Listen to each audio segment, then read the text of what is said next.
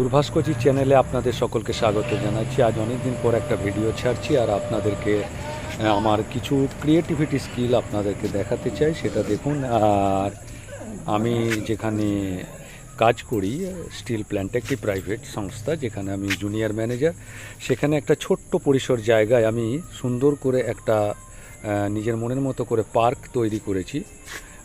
আমি এমনিতেই সমস্ত ইন্টিগ্রেটেড প্ল্যান্টের জন্য বা কোনো প্রকল্প বা প্রজেক্ট তার কনসালটেন্সি করে থেকে আপনারা জানেন, ফিশ ফার্মিং ট্রেনার, বায়োফ্লক থেকে শুরু করে সব রকমের। তারপরেও আমি এগুলো করে থাকি। যেমন ধরুন ছোট্ট আপনাদের বাড়িতে যদি বা আপনার যেখানে বসবাস করেন তার পার্শ্ববর্তী কোনো রোডের ধারে যদি জায়গা এরকম থেকে থাকে, মোটামুটি 5 কাঠা থেকে 7 কাঠা, তাহলে আপনি এরকম একটা ছোট্ট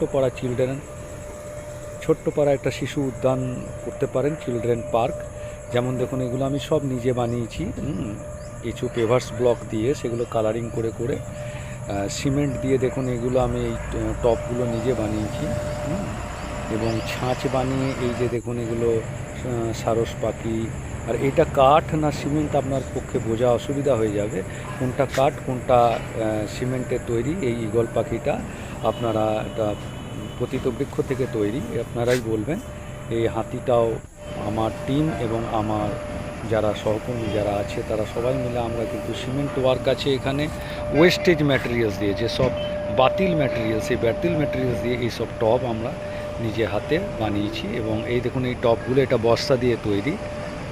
পরপর টবগুলো দেখছেন, যার উপরে বৃক্ষরোপণ করা হয়েছে, ছোট ছোট ডেকোরেটিভ যেসব প্ল্যান্ট সেগুলো দিয়ে সাজানো হয়েছে। এগুলো সবই আমাদের নিজের হাতে তৈরি করা, আমার তত্ত্বাবধানে হয়েছে এগুলো। হ্যাঁ, বেশ কিছুদিন হয়ে গেল এই ছোট্ট শিশু উদ্যানটি তৈরি করেছি। এরকম আপনারা করতে পারেন।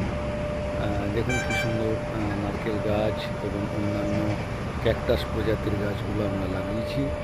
এবং নিজের হাতে করার একটা আনন্দই আলাদা। এবং এখানে দেখতে পাবেন এই যে এই জিরাফটিও আমরা বানিয়েছি। আপনার চিকেন যে নেটগুলো হয় সেই নেট দিয়ে, এটা একটা ঝর্ণা, আপনার ওয়াটারফল এটা তৈরি করেছি। এবং পরবর্তীকালে এটা কন্টিনিউয়াসলি জল পিউরিফাই হয়।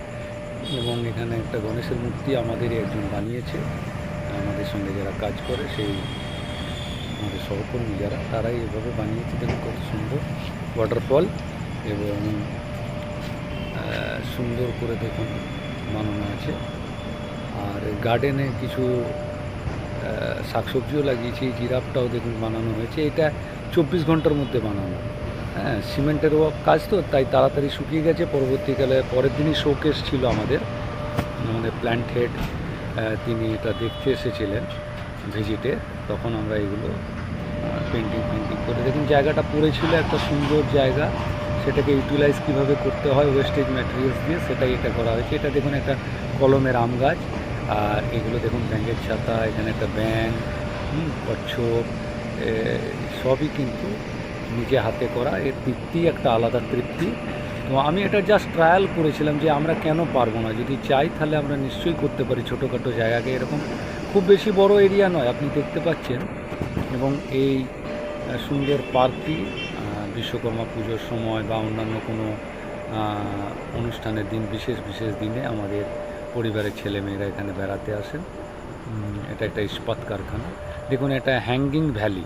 এই হ্যাঙ্গিং ভ্যালিটা আমি নিজেই করেছি। অবশ্যই ইউটিউব দেখেছিলাম, কিন্তু নিজে এটাকে করে যে করতে পেরেছি, এটা একটা বিশাল ব্যাপার। দেখুন উপরে এটা ঝুলছে, টপটি ঝুলছে, তার উপরে গাছ, হ্যাঙ্গিং ভ্যালি যেটাকে বলে। আচ্ছা, এছাড়াও দেখুন সমস্ত গাছে ভরা ছোট্ট একটা এরিয়ার মধ্যে। চেষ্টা করলেই সব কিছু পারে মানুষ, যদি চেষ্টা করে। ধরুন এগুলো তো আমি জন্ম থেকেই আর শিখিনি, কিন্তু যখন দেখুন আমার বাড়িতে যখন কোনো কাজ ছিল, তখন হয়তো মিস্ত্রি আসেনি, সেই সময় নিজেই সিমেন্ট দিয়ে একটু নাড়াচাড়া করতে করতে এগুলো হঠাৎ করে আইডিয়া করে এবং ইউটিউব দেখে সেটাকে প্র্যাকটিক্যালি করে তারপরে সেটাকে প্রতিস্থাপন করা, সেটা একটা বড় চ্যালেঞ্জ। এবং সেটা যে করতে পেরেছি, এটা একটা বিশাল ব্যাপার।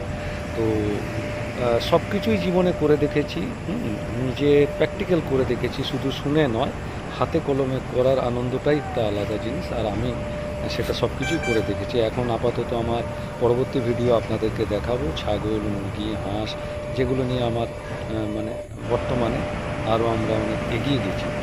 সেই বিষয়ে একটু ভিডিওতে আপনাদেরকে সেগুলো দেখাবো। এ তো দেখবেন তাড়াতাড়ি আমার ভিডিও শুরু করছি এখন। সেই জায়গায় আর